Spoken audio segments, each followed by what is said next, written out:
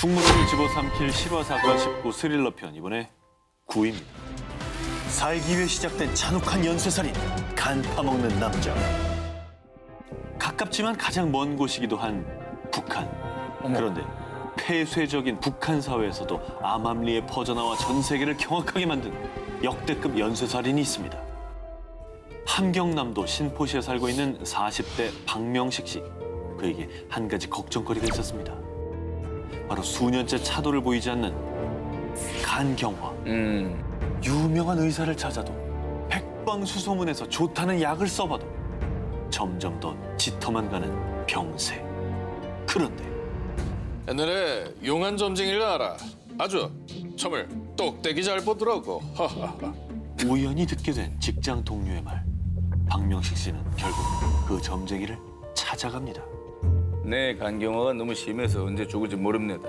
제발 살 수 있는 방법 좀 알려주시라요. 사람의 간을 먹어야 그 간경화가 나. 그리고 젊은 사람의 간일수록 더 좋지. 박명식은 그게 대체 말이 되는 소리냐며 그 자리를 박차고 나옵니다. 하지만 병세가 점점 더 심해지자 어차피 죽을 바엔 점쟁이 말대로 해보기라도 하자! 라는 17세기, 결심을 하고 19세기야. 합니다.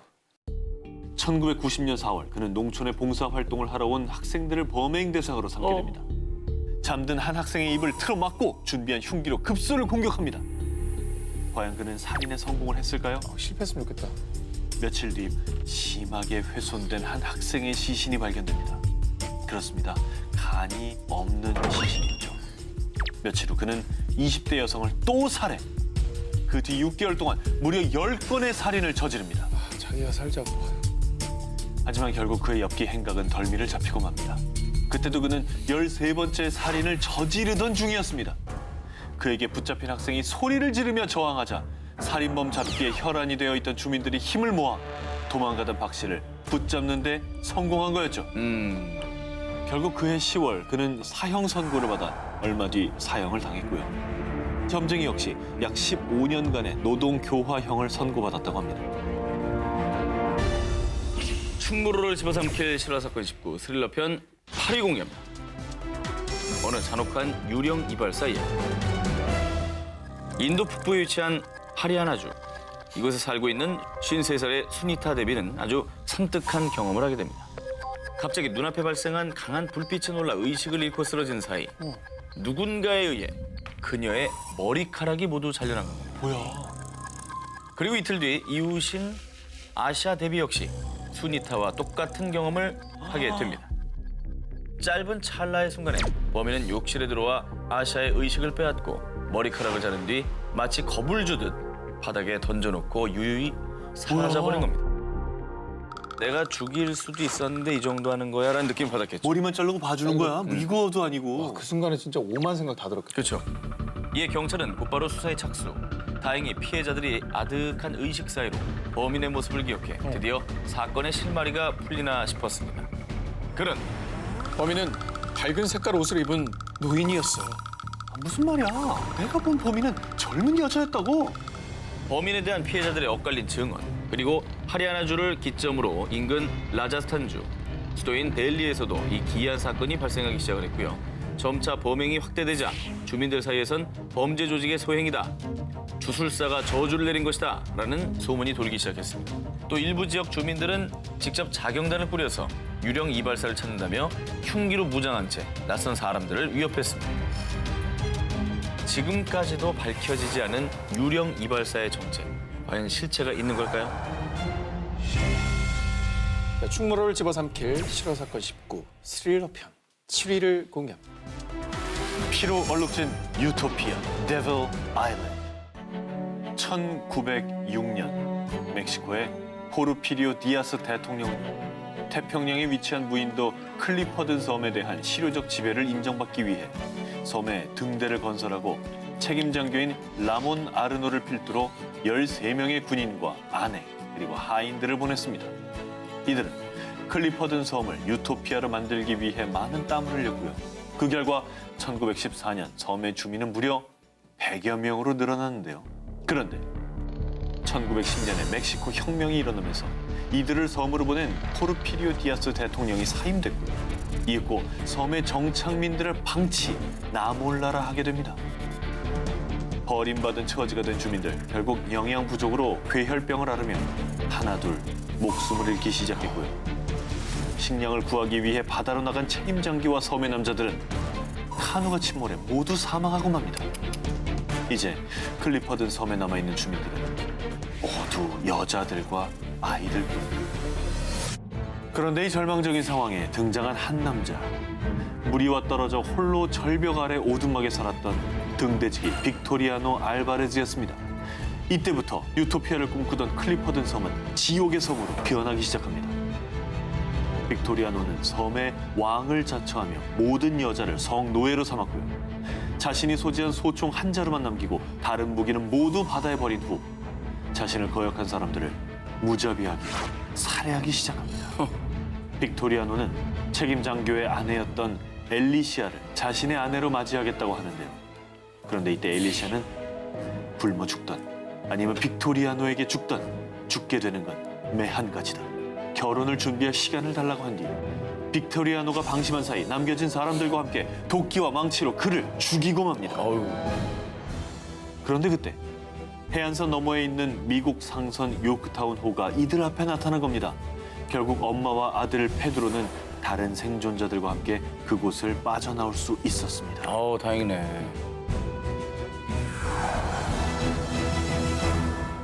이게 만약에 한국에서 제작이 된다면 빅토리아노 빅토리아노 후보 누굽니까? 쉽지 않네요. 마동석 어때요? 마동석. 왜냐면 그동안은 너무 이제 호감 연기만 해오셨는데 네. 아예 그냥 악역이야. 저는 굉장히 좀 약간 여리여리하지만 뭔가 그 안에 뭔가 그 에너지를 숨기고 있는 누구? 조우진 배우. 조우진 씨. 저는 요즘에 조우진 그만. 님의 연기에 좋다. 이제 푹 빠져 있거든요. 그래요. 저희 셋은 조우진 씨로 예. 축하드립니다. 여러분. 노래를 하겠습니다. 축하드립니다. 자, 충무로를 집어삼킬 실화 사건 19 스릴러 편 6위 공개합니다. 사라진 10년 나를 찾아줘. 이탈리아 남부의 한 마을 운전 중이던 알로이시오 조르다노 씨는 음주 단속 경찰을 만나게 됩니다. 잠시 검문 있겠습니다. 어딘가 모르게 불안하고 떨리는 눈빛의 조르다노. 그런데 그때 여기요. 저 뒷좌석의 아이는 누굽니까? 아들인가요? 아무 대답도 하지 않는 조르다노. 결국 조르다노는 경찰과 함께 집으로 향했는데요. 그런데 경찰은 그의 집에 들어서자마자 놀라움을 금치 못합니다.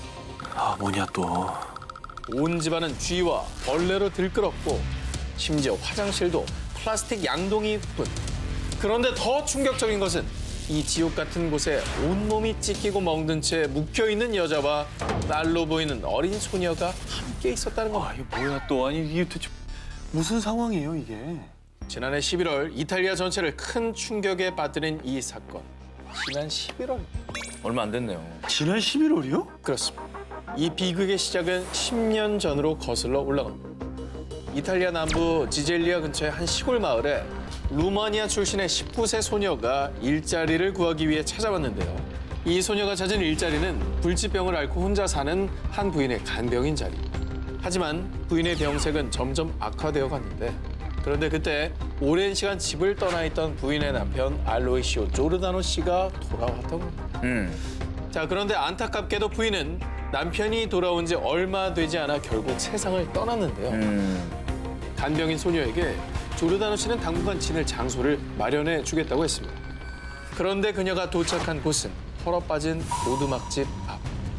이때 뭔가 이상한 낌새를 느낀 소녀는 도망치려고 했지만 조르다노 씨에게 그대로 감금당하고 맙니다.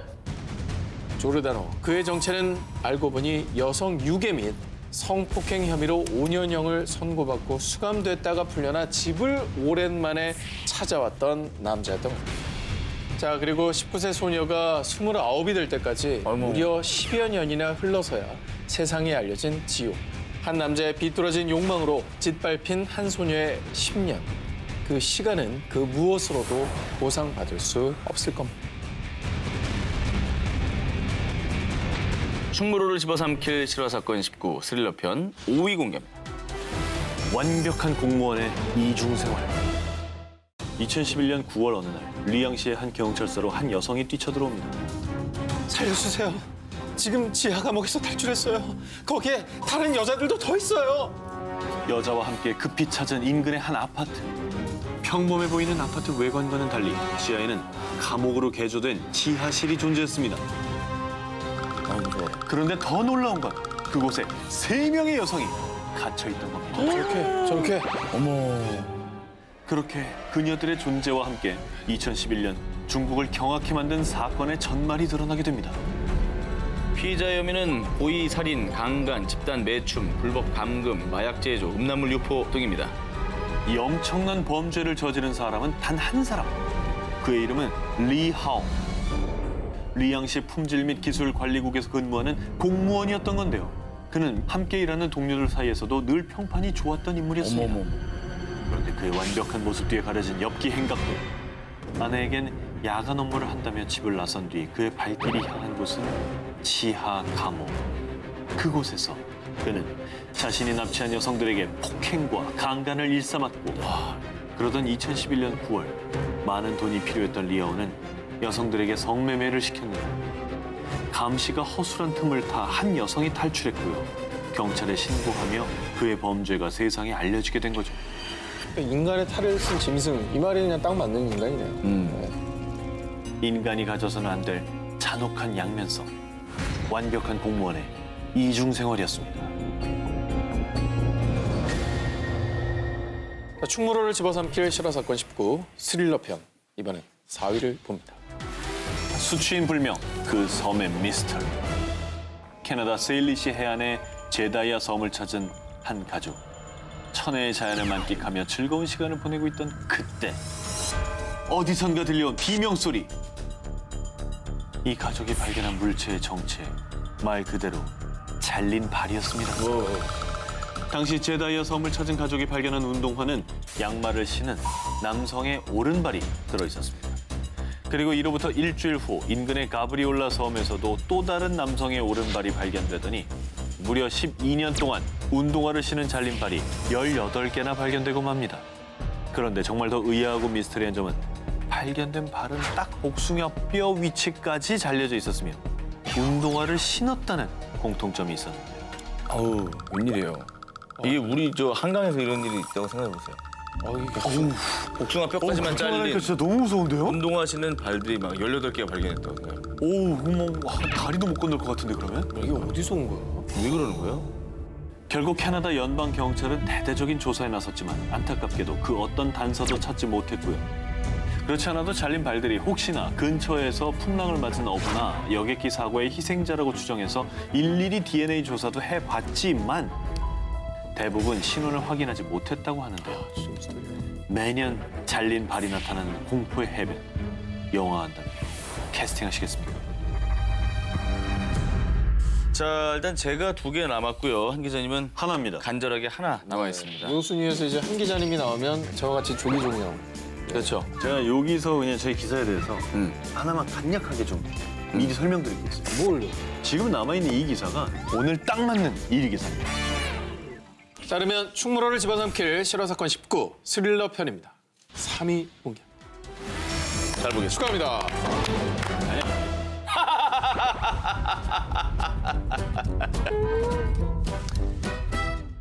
행방불명된 등산객을 찾기 위해 홋카이도 다이세츠 산 위를 날던 경찰 헬리콥터. 순간 기묘한 문양을 발견합니다. 그 문양은 바로 SOS라고 쓰인 구조 문자였죠. 그리고 실종된 등산객이 무사히 구조되면서 안도의 숨을 내쉰 그 순간 그는 경찰 조사에서 이 SOS 문자를 쓴 적도 본 적도 없다고 대답합니다.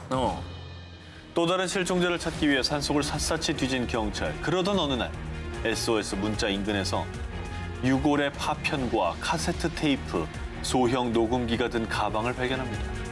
그리고 그 테이프 속에는 한 남자의 목소리가 녹음돼 있었는데요.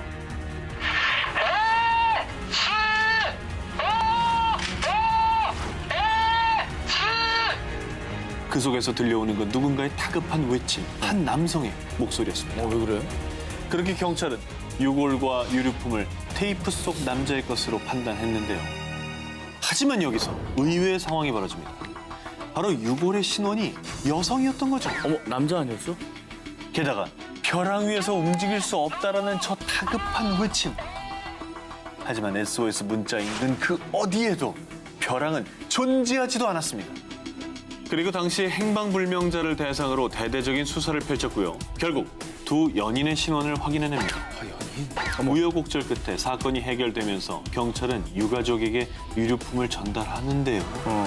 그런데 이 목소리는 우리 애가 아니에요. 뭐야 또. 테이프 속 목소리는 행방불명된 남자가 아니라는 거였죠.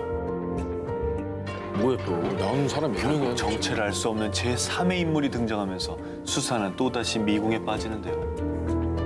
지금까지 일본 최대의 조난 미스터리로 불리는 이 사건. 과연 그 남자의 정체는 무엇이었을까요?